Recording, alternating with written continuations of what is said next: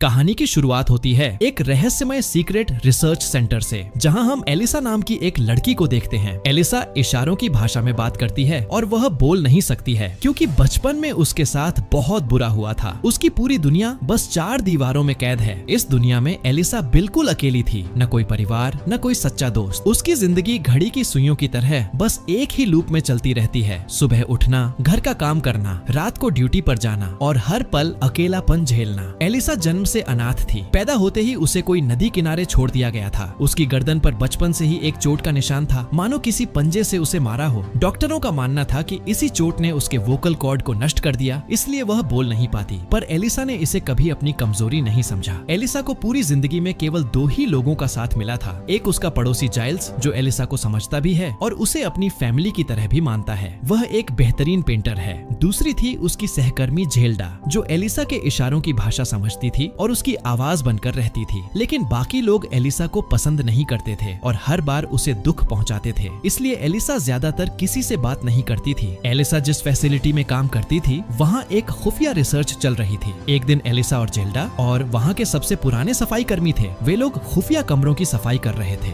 Lab में मौजूद एक ऑफिसर सभी से कहता है कि आज हमारे यहाँ एक टीम आने वाली है, जो अपने साथ एक मिस्टीरियस जानवर ला रही है। थोड़ी ही देर में वह टीम वहाँ पहुँच जाती है। उनके साथ एक बहुत बड़ा पानी का टैंक होता है। उस टैंक के अंदर कुछ था। जब एलिसा उसके पास जाती है, उसने जब अपना हाथ कांच पर रखा तो अचानक मगरमच्छ जैसा एक पंजा जोर से कांच पर आकर टकराया। एलिसा डरकर पीछे हट गई। इतने में ही सिक्योरिटी इंचार्ज फ्लेमिंग ने एलिसा और जेल्डा को लैब से बाहर निकाल दिया और दरवाजा बंद कर दिया। अगले दिन सफाई करते समय उन्हें उस कमरे से कुछ आवाजें सुनाई देती हैं, जिस कमरे में वह पानी का टैंक रखा गया था। तभी उसी कमरे से एक कर्नल बाहर आता है। वह बहुत स्वार्थी था और पूरे प्रोजेक्ट का मुखिया था। उसके हाथ से खून बह रहा था। तेज दर्द के कारण वह घुटनों के बल बैठ जाता है। तभी एक टीम वहां आती है और कर्नल रिचर्ड को अपने साथ ले जाती है। इसके बाद एलिसा और उसकी दोस्त से कहा जाता है कि वे उस कमरे की सफाई करें। जब वे कमरे में जाती हैं, तो वहां खून फैला हुआ मिलता है। जब वो दोनों सफाई कर रहे थे, तो वहां किसी की कटी हुई 2 उंगलियां भी पड़ी होती हैं, जो कर्नल की ही उंगलियां थीं। एलिसा उन उंगलियों को एक पैकेट में रख लेती है। एलिसा की दोस्त किसी को बुलाने चली जाती है। तभी एलिसा वहां रखे एक बहुत बड़े कांच के पानी के टैंक को देखती है। जब वह उसके पास जाती है, तो उसके अंदर एक अजीब सा जीव होता है। उसके हाथ पैर इंसानों जैसे थे। एलिसा अपना हाथ कांच पर रखती है और वह जीव भी ठीक उसी जगह अपना हाथ रख देता है। उसी समय एलिसा की दोस्त और फ्लेमिंग वहां आ जाते हैं। वह जीव तुरंत पीछे हट जाता है। अब एलिसा समझ चुकी थी कि लैब में असल में क्या रखा गया है। एलिसा ने फ्लेमिंग को रिचर्ड की उंगलियां सौंप दी और वहां से चली गई। अगले दिन वह लंच के समय फिर उसी जगह जाती है। वहाँ एक बहुत बड़ा पूल था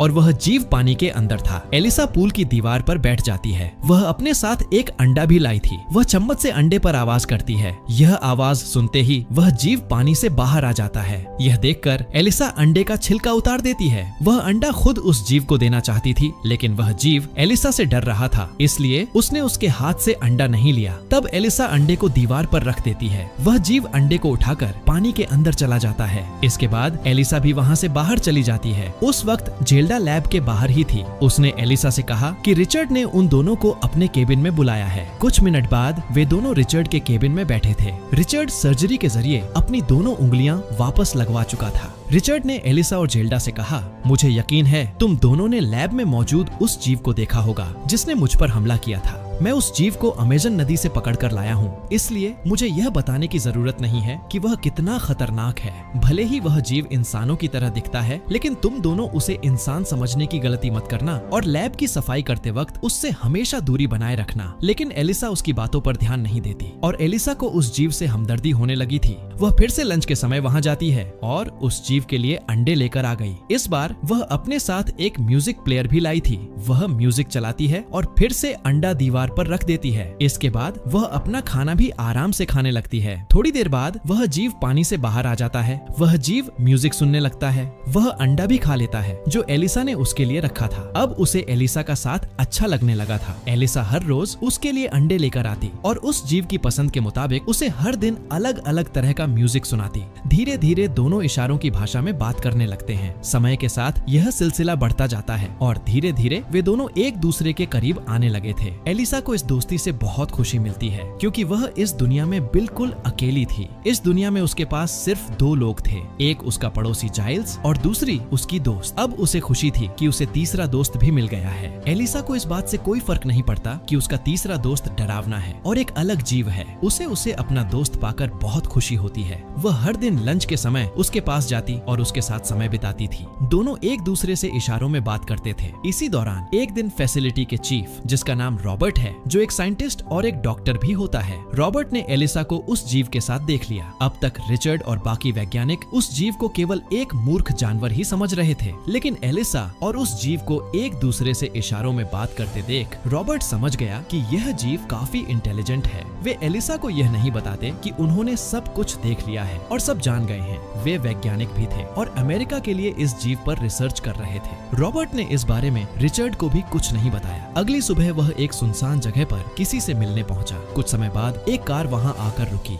कार में मौजूद आदमी ने रॉबर्ट से एक पासवर्ड मांगा और पासवर्ड मैच होने पर उसे एक रेस्टोरेंट के किचन में ले जाया गया, जहां रॉबर्ट की मुलाकात दो रूसी आदमियों से हुई। तभी उन्होंने रॉबर्ट को दिमित्री कहकर पुकारा, जो एक रूसी नाम था। असल में रॉबर्ट एक रूसी जासूस था जो कई सालों से नाम बदलकर अमेरिकियों की जासूसी कर रहा था। उस समय दोनों देशों के बीच कोल्ड वॉर चल रही थी, इसलिए दोनों देश एक दूसरे की राजनीतिक और वैज्ञानिक गतिविधियों पर नजर रखते थे। वे दोनों रूसी आदमी रॉबर्ट के साथी थे, जिन्हें वह उस जीव की जानकारी देने आया था। रॉबर्ट ने उन्हें उस जीव के बारे में अब तक मिली सारी जानकारी दी और बताया कि वह जीव इशारों की भाषा और संगीत को समझ सकता है। रॉबर्ट को यकीन था कि वह जीव बेहद इंटेलिजेंट है और अगर ऐसा हुआ तो अमेरिका के हाथ एक ताकतवर हथियार लग जाएगा। इसीलिए रॉबर्ट ने अपने साथियों से कहा कि वे जल्द से जल्द उस जीव को चुराकर अपने देश ले जाएं। यह कहकर वह वहां से निकल गया। अगले दिन एलिसा फिर उस जीव को देखने जाती है। वहां वह देखती है कि उस जीव को बेरहमी से जंजीरों में बांध दिया गया है। यह देखकर एलिसा को उस पर बहुत दया आती है, क्योंकि उसके शरीर से खून बह रहा होता है। तभी उसे लगता है कि कोई आ रहा है, इसीलिए वह जल्दी से छिप जाती है। वहां कर्नल आता है। वह उस जीव से बहुत नफरत करता था। उसके हाथ में एक बिजली वाला लोहे का डंडा होता है और वह उस जीव को जोर का बिजली का झटका देता है। इसके बाद वहाँ जनरल भी आ जाता है। जनरल कहता है कि मुझे उम्मीद थी कि यह छोटा होगा, लेकिन यह तो बहुत बड़ा है। कर्नल उसे बताता है कि अमेज़न के लोग इसे अपना भगवान मानते हैं। वे इसके लिए पानी में फल, फूल और कई चीजें चढ़ाते हैं। कर्नल कहता है कि अगर हमें इस जीव के बारे में जानना है तो हमें इसे मारना पड़ेगा, क्योंकि इसके मरने के बाद ही इस पर रिसर्च की जा सकती है। उसका शरीर ऐसा है कि बिना काटे हम कुछ नहीं कर सकते। तभी डॉक्टर देखता है कि यह क्रिएचर एक नहीं बल्कि 3 जगह से सांस लेता है। वह कहता है कि हमें इसे मारना नहीं चाहिए, बल्कि इसके ऊपर रिसर्च करनी चाहिए कि आखिर कोई जानवर 3 जगह से सांस कैसे ले सकता है। इस दौरान हम देखते हैं कि क्रिएचर अब काफी ज्यादा कमजोर हो चुका था, इसलिए डॉक्टर कहता है कि हमें इसे जल्दी से पानी में डाल देना चाहिए, वरना इसकी मौत हो सकती है। वे इसे तुरंत पानी में डाल देते हैं। डॉक्टर फिर से कहता है कि अगर इसे मार दिया गया तो हम इसके ऊपर पूरी तरह से रिसर्च नहीं कर पाएंगे। इस पर जनरल गुस्से में कहता है कि मुझे मत सिखाओ कि मुझे क्या करना है। आखिर तुम हो कौन? सिर्फ एक मामूली डॉक्टर। मैंने जो कहा वही करो। डॉक्टर बहुत दुखी हो जाते हैं, क्योंकि वे इस बोल न सकने वाले जीव को मारना नहीं चाहते थे। बेशक वे जासूस थे, लेकिन सबसे पहले वे इंसान थे, इसलिए उन्हें उस जीव पर दया आती है। वे नहीं चाहते थे कि उसे मार दिया जाए। वहीं हम एलिसा को देखते हैं, जो कोने में छिपकर उनकी सारी बातें सुन रही थी। यह बातें एलिसा को बुरी लगती हैं, क्योंकि वह इस क्रिएचर को कहीं ना कहीं पसंद करने लगी थी। घर आकर वह सारी बात जाइल्स को बताती है, क्योंकि उसे डर था कि वे लोग उस जीव को मार देंगे, और कहती है कि हमें उसे बचाना होगा, क्योंकि कर्नल इसे मारने वाला है। जाइल्स कहता है तो तुम्हें भला इससे क्या फर्क पड़ रहा है? उनका वह एक्सपेरिमेंट है, उन्हें करने दो। लेकिन एलिसा कहती है, देखो वह काफी मासूम है, वह बोल नहीं सकता, बिल्कुल मेरी तरह है। वह मेरी सभी बातों को समझता है और मुझे पूरी तरह से एक्सेप्ट करता है। जिंदगी में पहली बार किसी ने मुझे पसंद किया है, इसलिए तुम्हें मेरी मदद करनी ही होगी। जाइल्स मदद करने के लिए तैयार नहीं था, लेकिन उसकी बातें सुनकर उसका दिल तोड़ना नहीं चाहता, इसलिए वह कहता है, चलो बताओ, उसे बचाने के लिए हमें क्या करना चाहिए। इसी दौरान दूसरी ओर रॉबर्ट एक बार फिर अपने रूसी साथियों से मिला। इस बार उसके साथियों ने उसे एक डिवाइस डिवाइस और एक इंजेक्शन सौंपते हुए कहा कि उस जीव को चुराकर अपने देश ले जाना नामुमकिन है। इसलिए उन्होंने फैसला किया है कि वे उसे खत्म कर देंगे, क्योंकि अगर वे उसका फायदा नहीं उठा पाए तो अमेरिकन को भी नहीं उठाने देंगे। उन्होंने रॉबर्ट से कहा कि वह यह डिवाइस फैसिलिटी के फ्यूज बॉक्स में लगा दे। इससे 5 मिनट के लिए सारे कैमरे और बिजली बंद हो जाएगी। जब फैसिलिटी में अंधेरा होगा तब वह यह इंजेक्शन लगाकर उस जीव को खत्म कर दे। रॉबर्ट अपने देश के प्रति वफादार तो था, लेकिन अपने साथियों के इस फैसले से वह काफी निराश हो गया। अगली सुबह ही रिचर्ड उस जीव की चीर फाड़ करवाने वाला था। रॉबर्ट को समझ नहीं आ रहा था कि वह उस जीव को कैसे बचाए। दूसरी ओर एलिसा ने जाइल्स के साथ मिलकर एक प्लान बनाया। वे रात के समय उस जीव को लॉन्ड्री वाली गाड़ी में डालकर फैसिलिटी से भगाने वाले थे। इसके लिए जाइल्स ने अपनी वैन पर उसी लॉन्ड्री कंपनी का नाम पेंट कर दिया जो फैसिलिटी से गंदे कपड़े लेने आती थी। साथ ही उसने अपनी कला की बदौलत फैसिलिटी के स्टाफ की एक नकली आईडी भी बना ली। एलिसा ने जाइल्स से कहा कि उसे ठीक 5 बजे वैन लेकर फैसिलिटी के लोडिंग डॉक पर पहुंचना होगा। एलिसा ने यह समय इसलिए चुना था क्योंकि 5 बजे ही स्टाफ की शिफ्ट बदलती थी। इसी पूरी प्लानिंग के साथ एलिसा ड्यूटी पर आ गई। उसने सुबह होने का इंतजार किया और 5 बजने से ठीक पहले चोरी छिपे लैब में घुस आई। सबसे पहले एलिसा ने बड़ी चालाकी से लैब में लगे कैमरे को ऊपर की ओर घुमा दिया ताकि कोई उसे देख न पाए। इसके बाद वह उस जीव को जंजीरों से आजाद कराने की कोशिश करने लगी। तभी अचानक रॉबर्ट वहां आ गया। दरअसल रॉबर्ट के पास कोई और रास्ता नहीं बचा था, इसलिए वह उस जीव को मारकर उसे दर्द से मुक्ति देने आया था। लेकिन एलिसा को उस जीव को भगाते देख रॉबर्ट ने भी उसका साथ देने का फैसला कर लिया और उसने एलिसा को बेड़ियों की चाबी दे दी। इसी दौरान दूसरी ओर सफाई कर्मचारियों की शिफ्ट भी बदल रही थी। सभी अपना कार्ड पंच करके घर के लिए निकल चुके थे, लेकिन जेल्डा ने देखा कि एलिसा का कार्ड अब भी फैसिलिटी में ही है। जेल्डा समझ गई कि एलिसा कुछ तो गलत कर रही है। उसने एलिसा का कार्ड अपने पास रख लिया और फैसिलिटी में उसे ढूंढने लगी। तब तक एलिसा और रॉबर्ट उस जीव को आजाद कर चुके थे और उसे कपड़े रखने वाले कार्ट में भरकर कपड़ों के बीच छिपा दिया था। साथ ही रॉबर्ट ने एलिसा को एक बॉक्स देते हुए कहा कि उसे इस चीज को हर 3 दिन में उस जीव के पानी में मिलाते रहना होगा। यह चीज उस जीव को जरूरी पोषक तत्व देगी। इसके बाद रॉबर्ट ने आगे कहा, अगले 5 मिनट में मैं यहाँ की बिजली काटने वाला हूँ। उस बीच तुम किसी भी तरह इसे यहाँ से ले जाना। उम्मीद करता हूँ कि तुमने इसके लिए पहले से कोई प्लानिंग की होगी। ये कहकर रॉबर्ट वहाँ से निकल गए। दूसरी ओर प्लान के मुताबिक जाइल्स भी अपनी लॉन्ड्री वैन लेकर फैसिलिटी तक पहुँच चुका था, लेकिन एंटर करने से पहले ही एक गार्ड ने उसे रोक लिया। गार्ड ने जाइल्स से उसकी आईडी मांगी और उसे चेक करने लगा। इसी बीच उधर रिचर्ड ने भी सीसीटीवी मॉनिटर पर जाइल्स की लॉन्ड्री वैन देख ली। इतनी सुबह लॉन्ड्री वैन को वहाँ देखकर रिचर्ड को शक हो गया कि कुछ गड़बड़ है। उसने तुरंत गार्ड को कॉल किया। उधर गार्ड जाइल्स की आईडी चेक करता हुआ कॉल रिसीव करने ही वाला था कि तभी नकली आईडी होने की वजह से गार्ड का रंग छूटने लगा। इससे गार्ड समझ गया कि आईडी फर्जी है।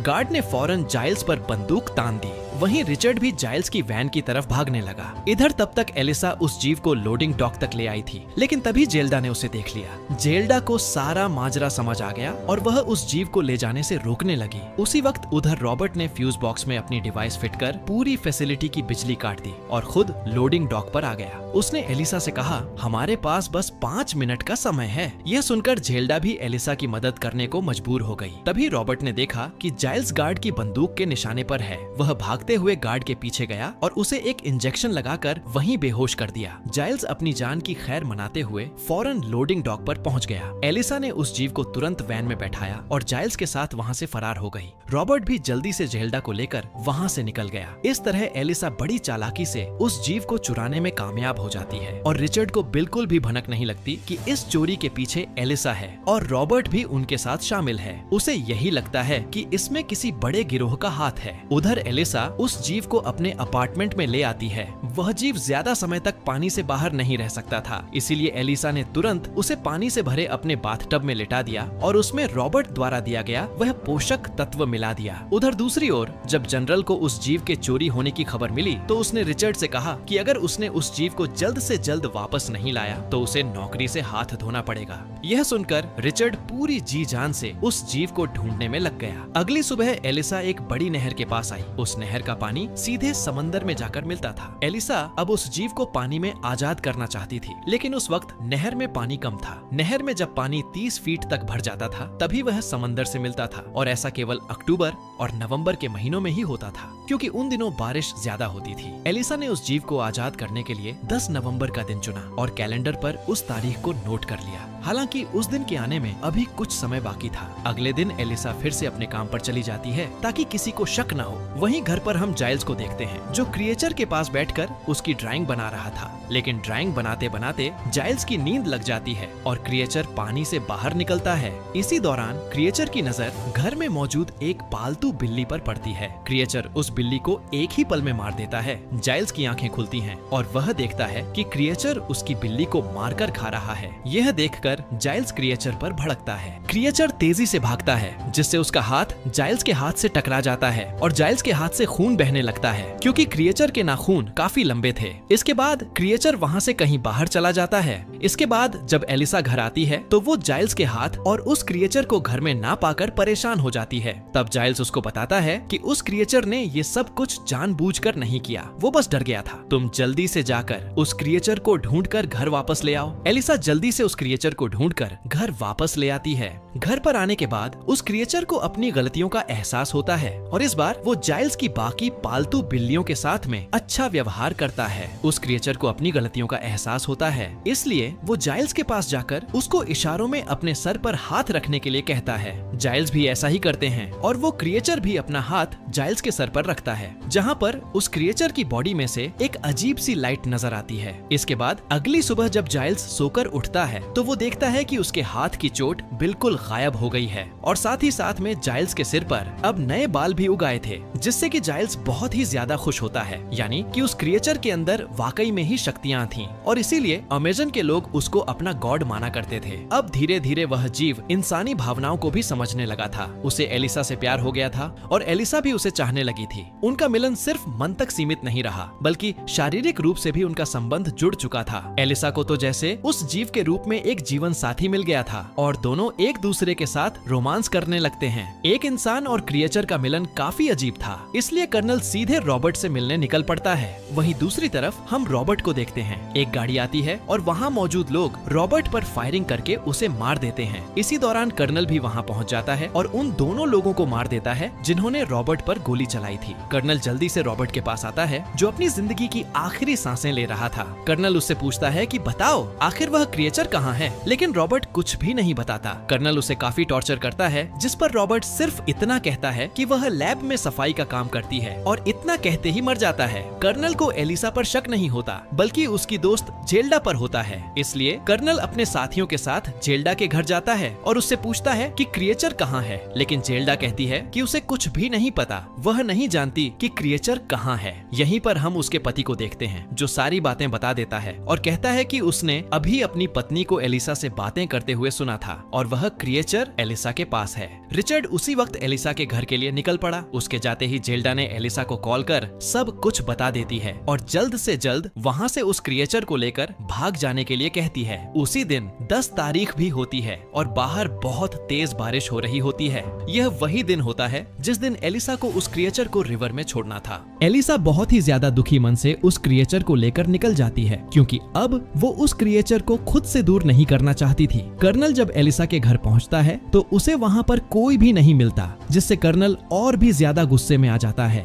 लेकिन जाने से पहले कर्नल की नजर उसी कैलेंडर पर पड़ती है जिस पर एलिसा ने 10 तारीख पर एक नोट लिखा हुआ था कि वो 10 तारीख को उस क्रिएचर को पास वाले रिवर में छोड़ आएगी। दूसरी तरफ हम एलिसा, जाइल्स और क्रिएचर को देखते हैं जो नदी के पास पहुंच गए थे। एलिसा काफी उदास थी क्योंकि वह अब अपने प्यार को अलविदा कह रही थी और आज के बाद यह दोनों जिंदगी में फिर कभी नहीं मिलेंगे। क्रिएचर भी एलिसा को छोड़कर जाना नहीं चाहता था, लेकिन वह पानी के बिना जीवित नहीं रह सकता था। तभी उसी जगह पर कर्नल रिचर्ड आ जाता है जो आते ही सबसे पहले जाइल्स को बेहोश कर देता है और फिर वो उस क्रिएचर के साथ साथ एलिसा को भी गोली मार देता है, जिससे वो दोनों वहीं जमीन पर गिर जाते हैं। लेकिन तभी वो क्रिएचर फिर से उठ जाता है। कर्नल अपनी गन फिर से रिलोड करने की कोशिश करता है, मगर उससे पहले क्रिएचर उसके पास आकर उसकी गर्दन पर अटैक कर देता है और उसे मार देता है। फिर वह जीव एलिसा को उठाता है और उसे समुद्र की गहराइयों में ले जाता है। तभी वह जीव एलिसा के करीब आया और उसकी गर्दन के दोनों ओर उभरे निशानों पर अपना हाथ रख दिया।